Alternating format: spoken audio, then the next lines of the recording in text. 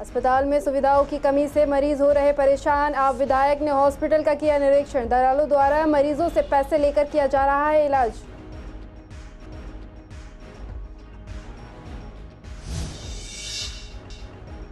गर्मी के कारण लोगों की हो रही मौत। शमशान घाट में बढ़ रही शवों की संख्या। आज सुबह से 8 बॉडी शमशान घाट आई।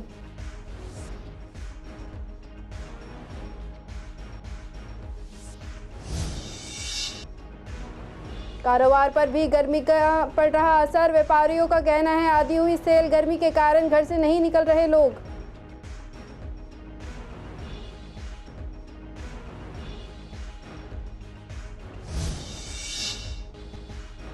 पुलिस ने एक शातिर लुटेरे को किया गिरफ्तार। आरोपी के कब्जे से चोरी का मोबाइल फोन बरामद। आनंद विहार बस अड्डे पर चोरी किया था मोबाइल।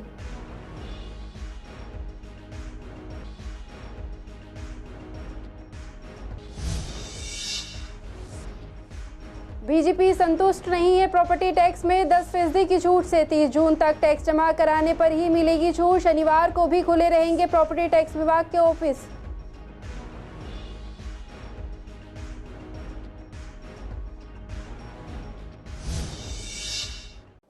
नमस्कार, आप देख रहे हैं सीसीएन लाइव। मैं हूं आपके साथ ज़ेबा अंजुम। स्वागत है आपका हमारे खास प्रोग्राम पूर्व दिल्ली खास में। बुलेटिन की शुरुआत करते हैं पूर्व दिल्ली की कुछ अहम खबरों के साथ। सरकार की ओर से स्वास्थ्य सुविधाओं को दुरुस्त करने के लिए करोड़ों रुपए खर्च किए जाते हैं, लेकिन बावजूद इसके अस्पतालों में सुविधाओं की कमी है। पूर्व दिल्ली के सबसे बड़े हेडगेवार अस्पताल में आए दिन मरीजों को परेशानी उठानी पड़ रही है। अस्पताल में जरूरी सुविधाओं की कमी से मरीजों को परेशान होना पड़ रहा है। इसके साथ ही बीमार मरीजों का इलाज कराने आने वाले परिजनों को भी तबीयत खराब हो जाती है। इसी को लेकर आप विधायक एसके बग्गा ने अस्पताल का निरीक्षण किया तो समस्या और अधिक नजर आई। सीसीएन की टीम ने भी मौके का जायजा लिया। हेडगेवार हॉस्पिटल में दलालों द्वारा मरीजों से पैसे लेकर काम करने का मामला सामने आया है। साथ ही अस्पताल में बेड पर गंदी और फटी चादरें बिछी हुई हैं। वाटर कूलर भी खराब हैं। मरीजों ने बताया कि यहाँ समस्याओं का अंबार है, लेकिन कोई समाधान नहीं हो रहा है। वहीं मौके पर मौजूद विधायक ने बताया कि मरीजों की समस्या को सुनकर वे यहाँ निरीक्षण करने आए हैं और जल्द से जल्द समस्याओं के समाधान करने की बात कही है। एडिशनल एसके बग्गा ने बताया कि उनके सामने पैसे लेकर काम करने का मामला सामने आया है, जिसको लेकर अब मीटिंग बुलाई जाएगी और संबंधित व्यक्ति पर उचित कार्रवाई की जाएगी। मेरे को कल कंप्लेंट मिली राइटिंग में, उसके ऊपर आज एक्शन हुआ है। सब देख रहे हैं आप लोग। कुछ कमियाँ हैं जो उन्होंने इंश्योर किया मेरे को कि दूर करेंगे उसको। फिर दोबारा आऊँगा मैं देखने के लिए, इनसे रिपोर्ट लेके। तो इतनी वो नहीं है यहाँ पर। लोग पेशेंट खुश हैं, पेशेंट खुश हैं, मेडिसिन मिल रही है उनको, डॉक्टर आ रहे हैं। बाकी इस कंप्लेंट में सब मेरे साथ हैं यहाँ के डिप्टी एमएल, तो वार्ड में घूमे हैं और जो भी इसकी उचित कार्रवाई होगी उसको करेंगे। जैसे मैडम जी आते हैं, थोड़ा सा करके बोलते हैं जल्दी जाओ, इधर करो, ये वो, मतलब प्यार से बात नहीं करते हैं। देखिए, अगर ऐसा लोग बता रहे हैं तो यह गंभीर विषय तो है। अगर पैसा लेने की बात होती है किसी से और एमएलए साहब के सामने ही बात हुई है, इस पर जो भी कार्रवाई होगी मैं करूँगा। डेफिनेटली मैं इंश्योर करता हूँ इस बात को। अगर इस टाइप के मतलब के कार्य हो रहा है यहाँ पे इस हॉस्पिटल में, ये अत्यंत दुखद है। देखिए, ये मेरे संज्ञान में तो नहीं आया है कि महंगी दवाइयों के बदले में सस्ती देना, ये नहीं आई। ये कभी जो आरकेएस के मेंबर हैं वो भी आके मुझे बताते हैं कि सर इस टाइप की होती है घटनाएं। कोई गार्ड वगैरह पैसे लेके 100 रुपये लेके वो दिखाने जाते हैं। उसमें काफ़ी बार हम लोगों ने डीएमएस है मेरी, जो आउटसोर्स देखती हैं, हमने बात किया था कि कुछ को वो बोला गया था कि हटाओ यहाँ से इसको।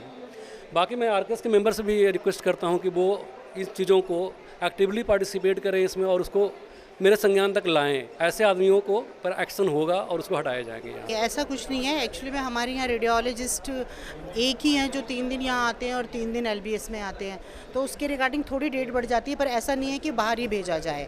यहाँ पे होता है मॉर्निंग में अल्ट्रासाउंड्स का, पर हाँ थोड़ा सा डिले हो जाता है। लेकिन अर्जेंट वाले जो 4 बजे के बाद हमारे पास होते नहीं है ना रेडियोलॉजिस्ट, नहीं, उनके लिए इमरजेंसी में हमारे यहाँ पे होता ही है। बाकी जो रूटीन है उसकी डेट थोड़ी लंबी चली जाती है क्योंकि रेडियोलॉजिस्ट की थोड़ी कमी है। पानी का कोई व्यवस्था नहीं है। इसके लिए नीचे सबसे नीचे जाना पड़ेगा। इमरजेंसी के बाहर है गेट, वहाँ से पानी लाना पड़ेगा तो आप पी सकते हो। नहीं, कुछ नहीं काम नहीं कर रहा है। कुछ नहीं है, पानी का तो है ही नहीं व्यवस्था कुछ भी। बहुत ज़्यादा नीचे जाना पड़ेगा, फिर नीचे से फिर ऊपर आना पड़ेगा हमें पानी के लिए।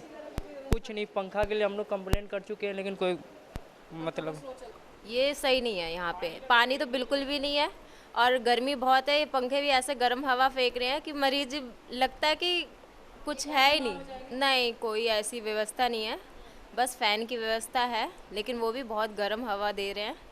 और खाने की तो ऐसा है, सुबह नाश्ता आता है, नाश्ते में भी दलिया ऐसा आता है कि जैसे बॉइल्ड करके दे दिया, ना उसमें नमक का स्वाद है ना चीनी का स्वाद, किसी चीज़ का स्वाद नहीं होता। यहाँ विजिट करती रहती हूँ, लेकिन मैं आने वाली जनता को यही कहूँगी कि आप लोग पैसे दे के काम नहीं कराइए। हमारे नाम और नंबर पूरे बोर्ड पर मेंशन है, कोई भी दिक्कत है आप हमें कॉल कीजिए, हम उस पर कार्यवाही करेंगे। और बैक टू बैक मैं यहाँ पर लोगों को भी पकड़वाती हूँ जो लोग पैसे दे के काम करते हैं और जो लोग ठीक ढंग से काम नहीं कर रहे।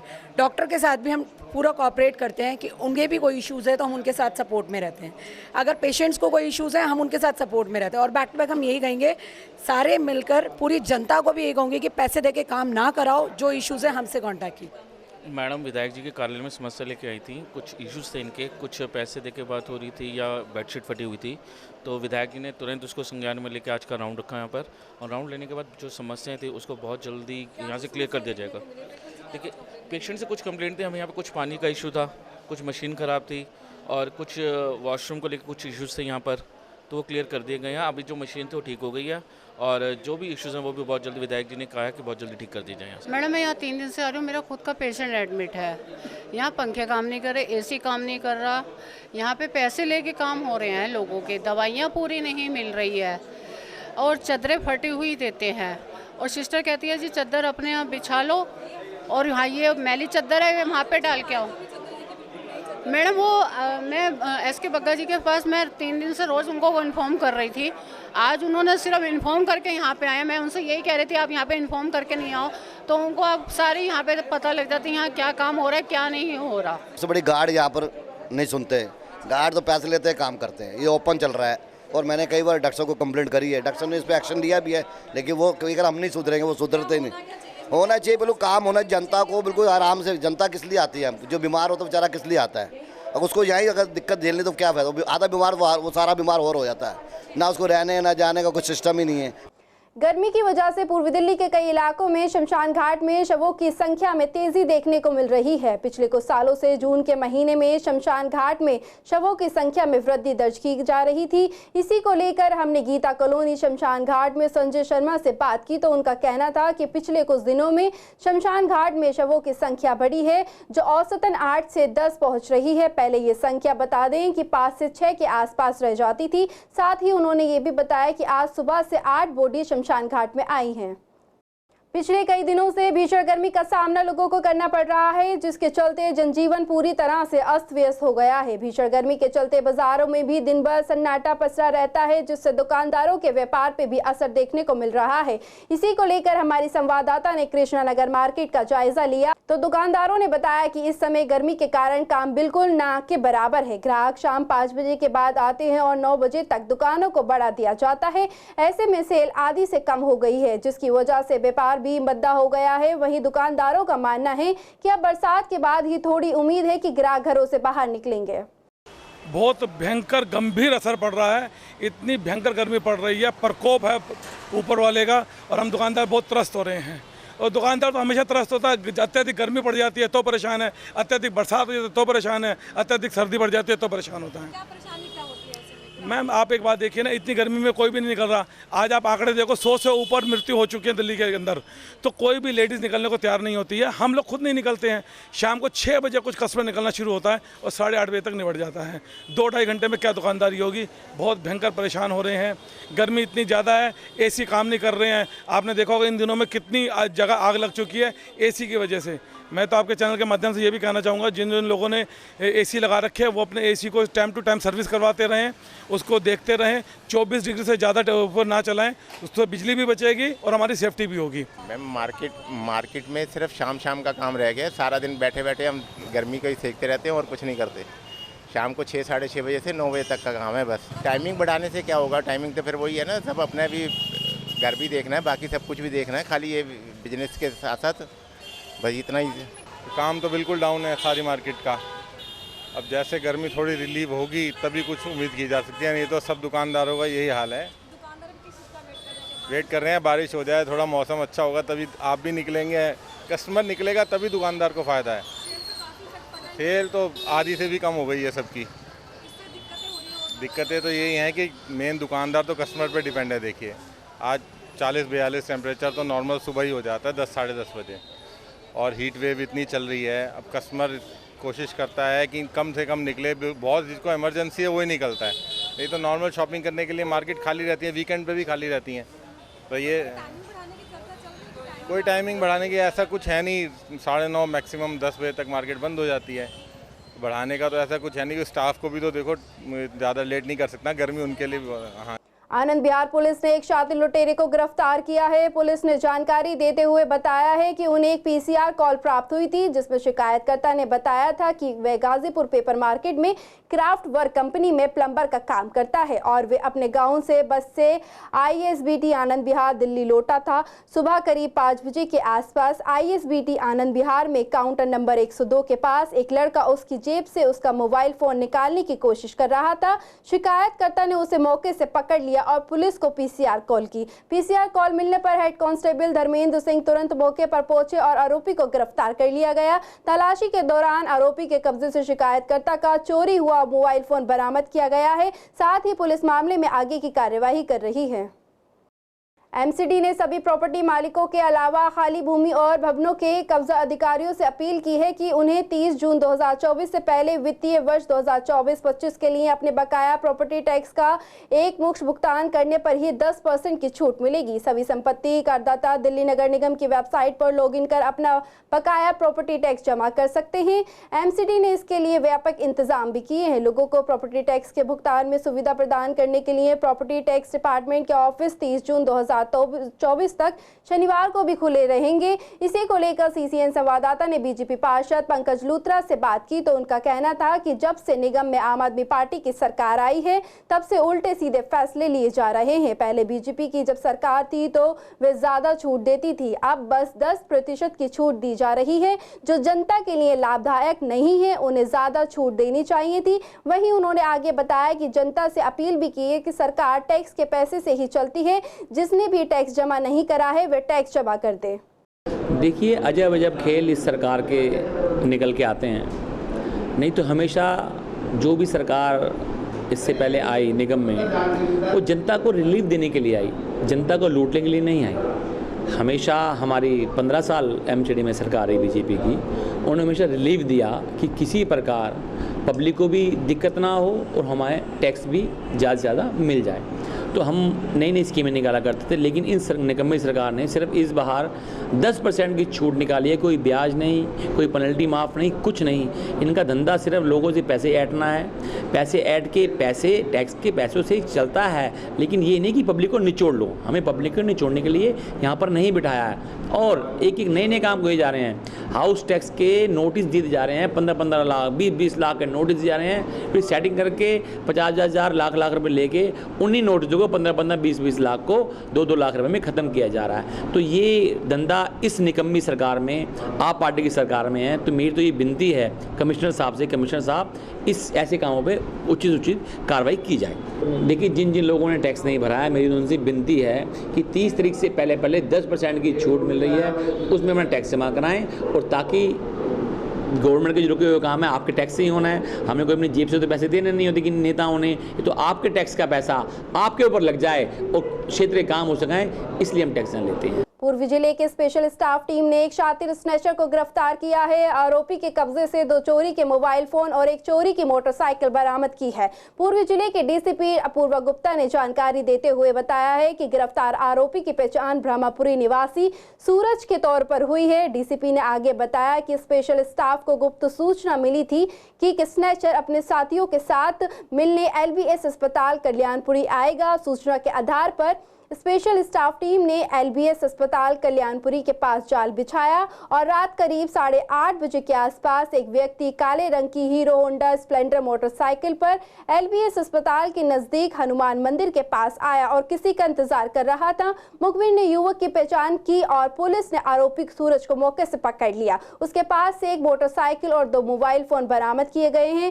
पुलिस ने मोटरसाइकिल नंबर की जाँच करने पर थाना शास्त्री पार्क से चोरी की गई ये पता चला है। साथ ही पुलिस ने बताया कि आरोपी पर पहले से ही चोरी के कई आपराधिक मामले भी दर्ज हैं।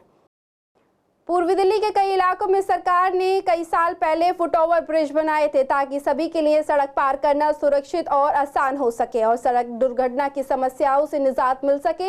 लेकिन वर्तमान में ये फुटओवर ब्रिज पूरी तरह से बदहाल होने के कारण अनुपयोगी हो चुके हैं। सीसीएन की टीम ने इन फुटओवर ब्रिजों की पड़ताल की तो पाया कि कृष्णनगर में बने जो फुटओवर ब्रिज है उसका एक एक्सीलेटर को यहाँ से उखाड़ दिया गया है। लोगों ने बताया कि एक्सीलेटर काफी समय से खराब पड़ा था, उसको ठीक कराने की बजाय उसे हटा दिया गया है, जिससे लोगों को काफी दिक्कतें हो रही हैं। लेकिन ऐसा केवल इसी फुटओवर ब्रिज का नहीं है बल्कि गाजीपुर हसनपुर स्थित फुटओवर ब्रिज का भी है। यहाँ भी एक्सीलेटर को प्रशासन द्वारा उखाड़ दिया गया है।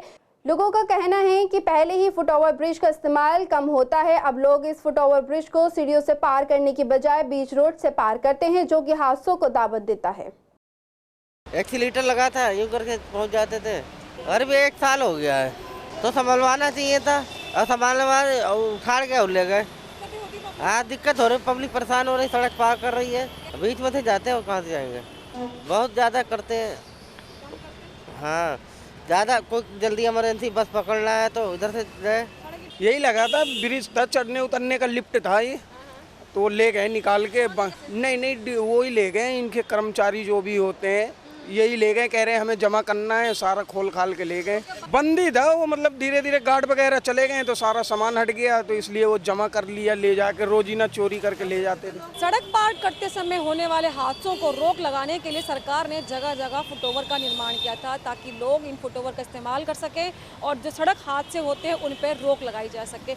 लेकिन इन फुटओवर की हालत ही खुद ही खस्ता है, तो ये लोगों को क्या सुविधा देंगे। फिलहाल मैं मौजूद हूँ कृष्णानगर में बने इस फुटओवर पर, जहाँ आप देख सकते हैं यहाँ पर एस्केलेटर मशीन लगाई गई थी जिससे लोग उस पर चढ़कर इस फुटओवर का इस्तेमाल कर सकें और रास्ते को पार कर सकें। लेकिन जब ये एस्केलेटर जर्जर होने लगी तो इनको मरम्मत करने की बजाय इन्हें उखाड़ ही दिया गया, जिससे कि यहाँ पर जो है अब केवल यहाँ पे निशान रह गए कि यहाँ पर एक समय पर एस्केलेटर मशीन लगाई गई थी। करोड़ों की लागत से बनने वाले इस फुटओवर को लोगों की सुविधा के लिए बनाया गया था, लेकिन अब इस फुटओवर का इस्तेमाल ना के बराबर ही लोग करते हैं। आप देख सकते हैं कि ये फुटओवर पूरा सुनसान पड़ा हुआ है, लोग बीच में से ही सड़क को पार करना ज़्यादा आसान समझते हैं बजाय कि इन एस्केलेटर के इन फुटओवर को यूज़ करने के। क्योंकि पहले कुछ लोग यूज़ भी करते थे जब यहाँ पर एस्केलेटर मशीन लगाई गई थी, लेकिन जब से ये एस्केलेटर उखाड़ दिए गए हैं यहाँ पर से, तब से लोगों ने इस फुटओवर को इस्तेमाल करना लगभग बंद ही कर दिया है। सरकार को ये चाहिए था कि इन एस्केलेटर को, जो इनकी हालत जर्जर थी, उनको दुरुस्त किया जाता, उनकी मरम्मत की जाती, लेकिन उन्होंने ऐसा ना करना बेहतर समझा और इन एस्केलेटर को इन फुटओवर से हटा ही दिया गया, उखाड़ ही दिया गया। और ऐसा मामला केवल इसी फुटओवर का नहीं है बल्कि गाजीपुर की अगर बात करें, हसनपुर डिपो के बने फुटओवर की बात करें तो दोनों की हालत यही है। साथ ही जो आनंद विहार का फुटओवर है उसकी भी हालत एस्केलेटर की काफ़ी खस्ता है, एक साइड से पूरा बंद कर दिया गया है और एक साइड पे पूरा ब्लॉक है। तो देखा जाए जो सुविधाएं पब्लिक को दी जाती है सरकार द्वारा, उन पर काम किया जाना चाहिए, लगातार उन पर मरम्मत की जानी चाहिए, उस पर मेंटेनेंस का जो काम है करते रहना चाहिए, वरना ये चीज़ें इस तरीके से जर्जर बन जाएंगी और लोगों को इनकी सुविधा मिलने की बजाय ये चीज़ें उनको समस्याएं देने लगेंगी। कैमरा पर्सन ललित कुमार के साथ सोनिया शर्मा, सीसीएन। गर्मी लगातार बढ़ रही है, ऐसे में फिजिकल हेल्थ के साथ साथ शरीर के सबसे सेंसिटिव हिस्सा यानी कि त्वचा का ध्यान खास रखना चाहिए। ज़्यादा गर्मी की वजह से स्किन प्रॉब्लम्स का खतरा लगातार बढ़ता जा रहा है। लोगों डॉक्टर्स की माने तो तेज़ गर्मी कई तरह से स्किन को नुकसान पहुंचाने का काम करती है। स्किन पर सबसे ज़्यादा असर तापमान का पड़ता है। ज़्यादा पसीना आने के चलते भी स्किन पर एक्ने, पिंपल की दिक्कतें हो जाती हैं। गर्मियों के दौरान होने वाली स्किन प्रॉब्लम्स के बारे में सही जानकारी होना बहुत ज़्यादा ज़रूरी है। अगर समय रहते स्किन से जुड़ी दिक्कतों का इलाज ना किया जाए तो ये गंभीर रूप ले सकती हैं। स्किन रैशेज, एक्ने की दिक्कत, झाइयाँ, ड्राई स्किन जैसी स्किन बीमारियां हो सकती हैं। जैसे जब से ज़्यादा गर्मी बढ़ जाती है तो गर्मियों के सीज़न में कुछ ऐसी स्किन डिसीज़ होती हैं जो कि बहुत कॉमन होती हैं। सबसे पहला होता है हीट बर्न। जैसे हीट बढ़ जाती है तो हमारी स्किन के ऊपर मलेरिया नाम की प्रॉब्लम आ जाती है। इसमें हीट बर्न होती है, मलेरिया और छोटे छोटे दाने निकल आते हैं। दूसरा सनबर्न की प्रॉब्लम बहुत कॉमन है क्योंकि सन जो होता है हमारा गर्मी की वजह से उसकी जो इंटेंसिटी होती है वो बहुत ज़्यादा बढ़ जाती है। थर्ड आती है चीज़ें ड्राई स्किन, क्योंकि हमारा डिहाइड्रेशन होता रहता है, पानी निकलता रहता है, उसकी वजह से हमारी स्किन ड्राई हो जाती है। चौथी बात आती है कि एक्जिमा का फ्लेयर अप। तो जितनी भी पुरानी स्किन की एक्जिमा होते हैं, एलर्जीज़ होती हैं, वो सब इस कंडीशन में हमारी बहुत ज़्यादा फ्लेयर अप कर जाती हैं, बढ़ जाती हैं। तो उसका भी आपको अप्रोप्रिएट ट्रीटमेंट लेना चाहिए। पांचवी चीज़ आती है एक्ने बढ़ जाते हैं। एक्ने भी डिहाइड्रेशन की वजह से और बैक्टीरियल इन्फेक्शन की वजह से बढ़ जाते हैं। अगली बात आती है फंगल इन्फेक्शन। फंगल इन्फेक्शन क्योंकि नमी में होता है, एक्सेसिव स्वेटिंग में हमारी हर जगह पसीना रुक जाता है, उसके अंदर बैक्टीरिया और फंगल इन्फेक्शन डेवलप हो जाते हैं, तो फंगल इन्फेक्शन के चांसेस भी हमारे बढ़ जाते हैं। तो कुछ चीज़ें ऐसी होती है जिनका आपको खास ख्याल रखना चाहिए, जैसे हाइड्रेशन, आपको पानी बहुत ज़्यादा पीना होता है। इलेक्ट्रोलाइट्स का इम्बेलेंस हो जाता है इसमें, तो आप नमक और चीनी का घोल या ORS के घोल है, इसको आपको कंटिन्यूस लेना चाहिए। दूसरा, सनस्क्रीन लगानी चाहिए। सन से जितना अपनी स्किन को प्रोटेक्शन रखेंगे वो ज़्यादा बेटर रहता है। पूर्वी दिल्ली के विश्वासनगर इलाके की 18 नंबर पुलिया काफी लंबे समय से खुली हुई है, जिसमें कोई भी कभी भी गिर सकता है और कोई भी हादसा हो सकता है। इसी को लेकर हमने विश्वासनगर के स्थानीय निवासियों से बात की तो उन्होंने बताया कि कई बार इसकी शिकायत कर चुके हैं लेकिन कोई समाधान नहीं हो रहा। साथ ही लोगों ने ये भी बताया कि पहले पुलिया को पत्थर से कवर किया गया था लेकिन वो टूट गया, उसके बाद लोहे की जाली से कवर किया गया जिसको चोर चुरा कर ले गए। उसके बाद ये पुलिया खुली हुई पड़ी है जिसमें कोई भी कभी भी गिर सकता है। लगातार हादसे होने की संभावनाएं बढ़ती जा रही हैं। ये भैया तो हो गया, तो काफी दिन से खुली है। 5-6 महीने हो गए? हाँ 5-6 महीने तो हो गया। एक मिनट भैया, एक मिनट। अच्छा 5-6 महीने हो गए। इसमें जाली उली लगी थी, जाली उली चोर उठा ले गए। अब जाली उली नहीं है, अब किसने ले गया वो तो पता नहीं है। अभी डर लगता है भैया, यहाँ में ठेली लगाते हैं, इसमें भी कोई खाने आए इसमें भी गिर सकता है। और उससे भी रात गाड़ी लेके आने जाने वाले गिर ही सकते हैं। भैया गिर जाते हैं, कितना फंस जाते हैं इसमें, फिर अपना निकल के जाते हैं, क्या करें। ये पहले ढका हुआ था, वो टूट गया था, फिर वो जो है तोड़ देते हैं। और जाल से ढका हुआ था, फिर वो पत्थर वत्थर भी थे जो ये वैसे लगाए जाते हैं, वो भी हटा दे, वो टूट गए। नहीं, गाड़ियों से टूट जाता है ना, बड़ी गाड़ी आती हैं। हाँ गिर सकता है बिल्कुल। हाँ सब इसको ढकवाना चाहिए। शिकायतें सब कुछ की हैं, कोई नहीं सुनने वाला। 5-6 महीने हो गए हैं। पहले भी ढक गया था, इसके पहले भी खुल गया था। वो ढका जाता फिर वैसा ही हो जाता। पूर्वी दिल्ली में मर्डर की वारदातें लगातार बढ़ रही हैं। ताज़ा मामला सीलापुर इलाके के DCP कार्यालय से चंद कदमों की दूरी पर है, जहां पर मनोज की हत्या कर दी गई थी, जिसको लेकर पुलिस ने बताया है कि अभी तक जांच में सामने आया है कि मनोज कुमार की किसी से कोई दुश्मनी नहीं थी, वे सबसे हंसकर बातचीत करता था। ऐसे में उसे किसने और क्यों मारा, ये पुलिस के लिए एक पहेली बन चुका है। पुलिस लूटपाट समेत सभी पहलुओं को ध्यान में रखते हुए मामले की जाँच कर रही है। सूत्रों के मुताबिक आपको बता दें कि इस बात की ज्यादा संभावनाएं हैं कि मनोज कुमार जब घटना स्थल पर रुके होंगे तब बदमाशों ने लूटपाट के दौरान विरोध करने पर उनकी हत्या की होगी। उनके सीने पर चाकू से 3 बार वार किया गया था। फिलहाल पुलिस घटना स्थल से जुड़े अलग अलग रूट व DCP ऑफिस के बाहर लगे कैमरों की फुटेज खंगाल रही है। पुलिस मृतक के परिजनों से भी बातचीत कर रही है, लगातार मनोज के बारे में जानकारी इकट्ठा कर रही है। परिजनों के मुताबिक अभी तक आरोपी पकड़े नहीं गए हैं। पुलिस में उन्हें अभी कोई जानकारी नहीं दी है। पोस्टमार्टम करके शव परिजनों को कल सौंप दिए गए थे। परिजनों ने बताया है कि उनकी बॉडी के पास से उनके पैसे और बाकी कागजात मिल गए थे, पर उनका मोबाइल फोन नहीं मिला था, वो अभी तक लापता है।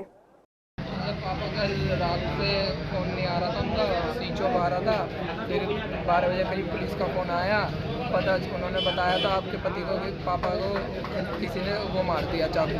हाँ। तो पुलिस ने हमें बुलाया थाने में। ठीक है, कौन से थाने ने? सीलमपुर वाले थाने। अच्छा, आप लोग फिर कहाँ गए? फिर हम सीधे थाने गए। फिर उन्होंने बोला वो GTV पहुँच गए, तुम अभी थोड़ा बहुत लिखवा लो, सुबह जाकर बॉडी ले लेना। ठीक, कहाँ लगा होगा आपके फादर के चाकू? यहाँ पर पेट में। कुछ गायब है आपके फादर के पास से? फ़ोन गायब है। फ़ोन गायब है। पुलिस ने कुछ बताया कि किस तरीके से वारदात हुई होगी? वारदात तो उन्होंने अभी बता ही नहीं, कह रहे पूरी देख के बताएंगे, वीडियो फुटेज में देख के। फिलहाल पूर्वी दिल्ली खास में सिर्फ इतना ही। बाकी खबरों के लिए बने रहिए CCN लाइव पर।